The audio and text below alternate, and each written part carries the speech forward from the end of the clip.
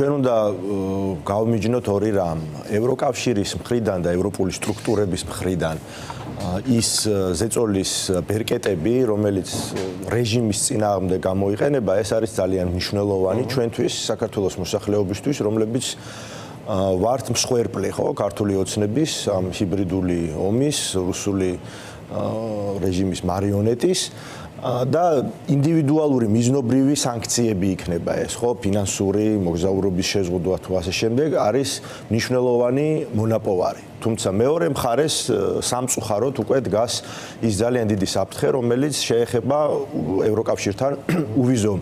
მიმოსვლის რეჟიმის შეჩერებას, რაც შეიძლება შეეხოს საქართველოს თითოეულ მოქალაქეს. თვითონ ეს ვიზა ლიბერალიზაცია არის არა უფლება, არამედ არის დიდი პრივილეგია, რომელიც დაიმსახურა ქართულმა ხალხმა იმ შეუპოვარი ბრძოლით, რომელსაც ის აწარმოებს თავისუფლებისთვის, დემოკრატიისთვის და დღეს ქართულმა ოცნებამ, დღეს გულისხმობ უფრო ფართო გაგებით, დააყენა ეს ძალიან სერიოზული რისკის ქვეშ, ხო, სწორად აღნიშნეთ, შეიძლება ადამიანებს, რომლებიც სარგებლობდნენ არა მხოლოდ სამოგზაურო, არამედ სამკურნალო განათლების მიღების მიზნებით ამ პრივილეგიებით, ეს დადგება რისკის ქვეშ და მათ შორის ის დროებითი დასაქმების პროგრამები, რომელიც აქვს ევროკავშირს, ესეც შეიძლება შეჩერდეს ამ ეტაპისათვის ის რაც თქვით რომ დიპლომატიური პასპორტების მფლობელებს შეეზღუდებათ ის ვინც რეჟიმს ემსახურება ამ პრივილეგიით სარგებლობა ეს დადებითია ზოგადად ჩვენ გვახსოვს გასულ წელს იყო ძალიან ზოგადი ჩანაწერი იმის თაობაზე რომ სამსახურებრივი პასპორტის და დიპლომატიური პასპორტის მფლობელები მოხდებოდნენ ამ სიაში მიუხედავად იმისა ეს შეიძლება ყოფილიყვნენ მაშინ ჯერ კიდევ ყავდნენ პარლამენტში ხო წინა უბრალოდ ბოლო ლეგიტიმური მოწვევის პარლამენტში ამ მე-11 მოწვევის პარლამენტში არ ვაღიარებთ ოპოზიციონერი პოლიტიკოსები ოპოზიციონერი ლიდერები და სხვა პირები რომლებიც ფლობდნენ ასეთ პასპორტებსაც ანუ იქ ცოტა ბუნდოვანება იყო ახლა კონკრეტულად შეეხება და ამავდროულად ნიშნავდა იმას რომ არა სამსახურებრივი ან არა დიპლომატიური პასპორტით და წითელგარეკანიანი პასპორტით შეეძლოთ მათ მაინც მოგზაურობა ახლა ეს თუ შეეხება იმ პირებს რომლებიც პირადი ნომრებით იქნებიან იდენტიფიცირებადი ეს მნიშვნელოვანია ჩვენი საერთო ბრძოლისათვის თუმცა თუ ეს გავრცელდება სამომავლოდ საქართველოს მოსახლეობაზე ეს არის ის რაც ჩვენ ნამდვილად არ გვსურს ჩვენ ყოველთვის ამის წინააღმდეგ გამოვდიოდით იმიტომ რომ ამით ზარალდება არა მხოლოდ დღევანდელ დღეს საქართველოს მოსახლეობა არამედ მომავალში ამ რეჟიმის თუ ის შეჩერდება გაგრძელება ხო ეს არ იქნება მარტივი რამ თუნდაც რეჟიმის ცვლილების შემდეგ და ამაზე პასუხისმგებელი მხოლოდ და მხოლოდ იქნება ქართული ოცნება ჩვენ ვნახეთ ეს ზაფხულშიც ახლა 31 აგვისტომდე იყო ვადა განსაზღვრული იმ დათქმებით რაც უნდა შეესრულებინა ქართულ ოცნებას და ნაცვლად იმისა რომ ევროკავშირის მიმართულებით გადაედგათ ნაბიჯების საპირისპირო მიმართულებით გადადგეს ბოლო პერიოდში მათ შორის 4 ოქტომბრის შემდეგ კიდევ დაიწყეს რეპრესიები პოლიტიკური პოლიტიკოსებზე ადამიანებზე რომლებიც არიან აქტიურები რეჟიმის წინააღმდეგ პარტიებზე თავისუფალ მედიაზე ახლა საერთოდ გაუგონარი რეპრესიული და ანტიდემოკრატიული კანონმდებლობა შემოიღეს ქუჩის აქციებზე შეკრებასა და მანიფესტაციაზე სხვათა შორის გუშინ იყო ის დღე როდესაც შსსმ განუსაზღვრა უკვე მშვიდობიან დემონსტრანტებს სრულიად აბსურდული და პარადოქსული ახსნით მხოლოდ პარლამენტის კიბეებთან შეკრება გუშინ ვიყავი ბერუსთავოზე და კიდევ ერთხელ დადასტურდა რომ ადამიანებს რომლებიც პროტესტში არიან და წინააღმდეგობაში ამის საერთოდ არ ეშინიათ იმიტომ რომ ეს სამართლებრივად და სრულად აბსურდია. კი რაც უფრო ცოტა ხართო შეგიძლიათო შეიკრიბოთ. თუ უფრო მეტნი ხართო მაშინ არა. ასეთი რამ მე არ გამიგია რომ რომელიმე ქვეყანაში ფორმალური დემოკრატიული სტანდარტიც რო დაიცვა ესეთი შეზღუდვები განახორციელონ ეს ყველაფერი მეტყველებს იმაზე რომ ქართული ოცნება არაპირებს არანაირი ნაბიჯის გადადგმას და მათი პროპაგანდა პირიქით ამბობს რომ ამითო გვაშანტაჟებენ. ან ის, როდესაც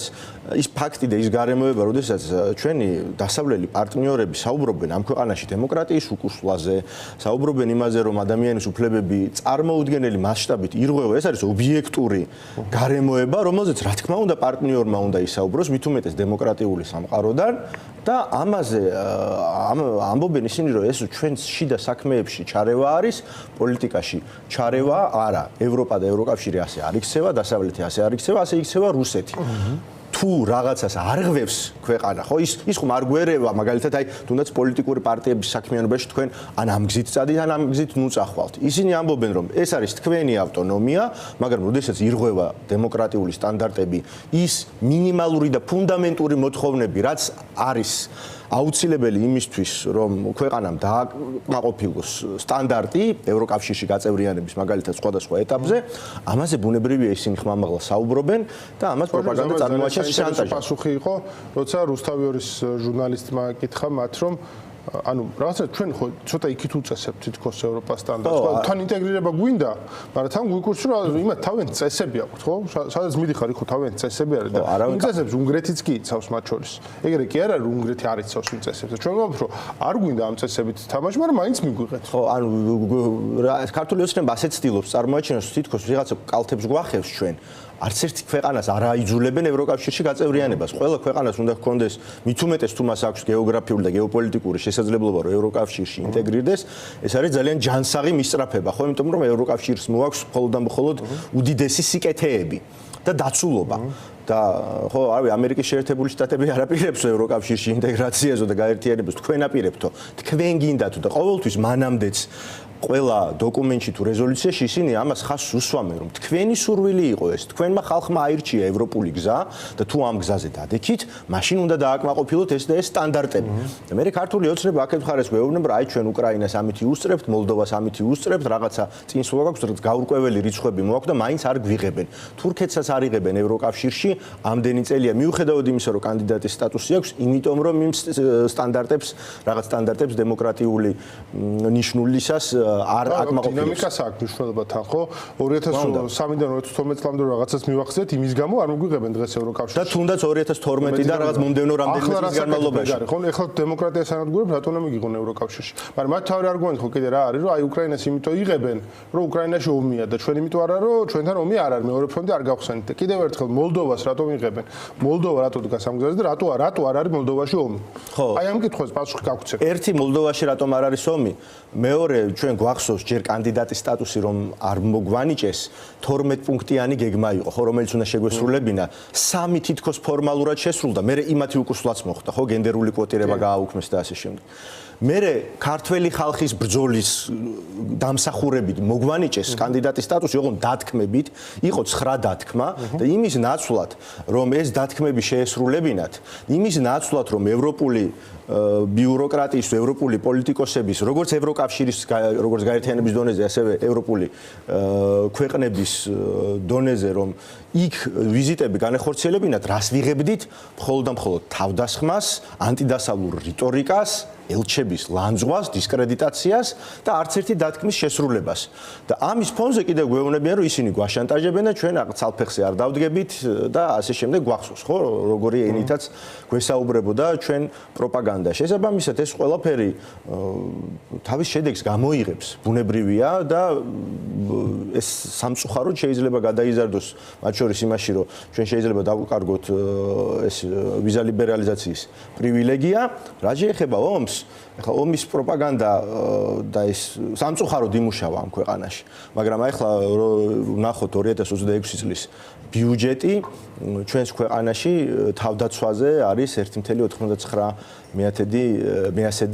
მილიარდი გამოყოფილი და ვართ ყველაზე ბოლო ქვეყანა ჩვენს რეგიონში, აი შედარებისთვის საზოგადოებამაც რო იცოდეს, ეს არის დაახლოებით 700 მილიონი დოლარი, რაც ძირითადად ანაზღაურებაზე იხარჯება, არანაირი არც ტექნიკის, ძიმე ტექნიკის თუ რაღაც თავდაცვითი საშუალებების შესყიდვაზე აქ საუბარი საერთოდ არ არის. მაშინ, როდესაც სომხეთში ეს არის 1.6 მილიარდი და ისიც შემცირებულია იმის გამო, რომ სამშვიდობო მოლაპარაკება აქვთ აზერბაიჯანთან და 2020 წლის ომის შემდეგ რაც ჰქონდათ დაგეგმილი შესყიდვა ყველაფერი უკვე განახორციელეს ბოლო 5 წელიწადში და აზერბაიჯანის სამხედრო თავდაცვის ბიუჯეტი არის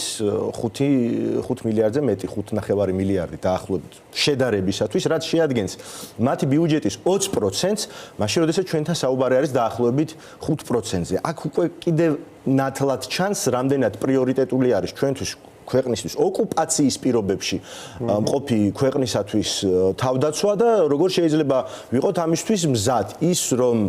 რუსეთის დაკრულზე ცეკვავს ქართული ოცნება ვერანაირად ვერ აგვაცილებს ჩვენ იმ აგრესიას თუ ეს რუსეთს მოუნდება ხო და როდესაც შენ აღარავინ გრჩება პარტნიორად დასავლეთში და შენ ერთადერთი ვინც შეიძლება დაგელაპარაკოს არის რუსეთი, რა ვიცი, ბელარუსი, აშხაბადში ბრძანდებოდა ბატონი კობახიძე და ვინც იყო იქ წარმომადგენლები და მხოლოდ რამდენიმე ავტოკრატიული რეჟიმი. აი ეს არის სწორედ ჰიბრიდული ომის შედეგი, რამ მდგომარეობაშიც ჩააგდო ქართულმა ოცნებამ ჩვენი ქვეყანა. გიორგი, უნდა კითხვა უცებ თქვენ პარტიულ ცხოვრებაზე რა ხდება, რა ეტაპზე ხართ ახლა, იმიტომ რომ რაღაც ისეთ ეტაპი ზურა ჯაფარიძის ციხიდან გამოვიდა ახლა მაგალითად და რაღაც დამოიმედებელი იყო ის, რომ თქვა კიდე ადამიანი გათავისუფლა როგორც მინიმუმ. ამას გარდა მას ჰქონდა რაღაც მე სურვილი, რომ ყველა შეხვედრო და ყველას დალაპარაკებოდა, ყველა საზრი მოესმინა. და ის რომ ჩვენ გვჭირდება რაღაც პარტიები რომლებიც პარტიულ ცხოვრებაში არიან ჩართულები ამაზე ყველა თანხმდები და თქვენთან რა ხდება ამ კუთხით იმიტომ რომ რაღაცნაირად ცოტა ტაიმ-აუტი აიღეთ პარტიულად აი ცოტა ნაკლებად აქტიურობთ პირველ რიგში მე მინდა მიულოცო ზურა ჯაფარიძეს მის ოჯახსა და მეგობრებს გათავისუფლება და ყველასთვის მთელი ქვეყნისთვის არის რა თქმა უნდა მნიშვნელოვანი რომ პოლიტიკური ლიდერები რომლებიც